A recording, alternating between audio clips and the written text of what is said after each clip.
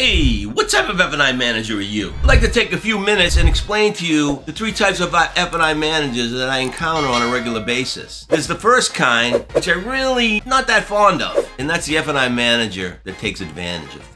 Needs that advantage, okay? Well, takes advantage, let's put it that way. Then there's the F&I manager that needs an advantage. And then there's F&I managers who create advantages. But let's talk about the one that I'm least fond of, and that's the one that takes advantage. And how they take advantage is they have to have leg. They have to have high interest rates so that they can go in and lower the interest rate to sell product. They undercut their products, pre-sold products. That's what they need in order to get by, because that's the only way they can sell something, is if it's either pre-sold or they have that leg. They have F&I managers that take advantage, that tell the desk to start a 200-day out first payment, which is completely illegal. A lot of the things they do are illegal, non-ethical, non-compliant, but they still get by. Because sometimes the only thing that matters in their mind is the money. They'll just take advantage of anybody they can. They'll say things that aren't true. They'll exaggerate on things. Are you that type of F&I manager? Because if you are that type of F&I manager, stop. You're gonna be exposed really soon, because there's too much information online now, and there's too many things going on since the pandemic, since we learned how to make money without taking advantage. That's absolutely not true, because we did take advantage during COVID. And now we're fighting back, because now business is getting to somewhat of a normalcy. People are coming in and looking for discounts. And F&I managers are getting really frustrated with that, especially those ones that take advantage, because there's no advantage there anymore. So if you are that type of F&I manager that takes advantage of people, takes advantage of situations, stop and learn how to create an advantage, which I'll explain to you in just a moment. And then those are F&I managers that actually need an advantage because they're starting out. They need something to go to. Maybe, 2 points on the interest rate. Maybe that $5, $10 leg that the government allows you, up or down $5 or $10. I'm not talking about pre-sold products, because that's not giving an advantage. That's only making them weak. They're like addicts now. They need that pre-sold product every time. So if you're new in the business, I don't disagree that you need to have some type of an advantage to get started, but you have to wean off that, and you have to go to the type of F&I manager that creates advantages. And you create an advantage by getting involved in the deals early. That's how you create an advantage. By speaking to people, by getting to know the customer, know what the deal is,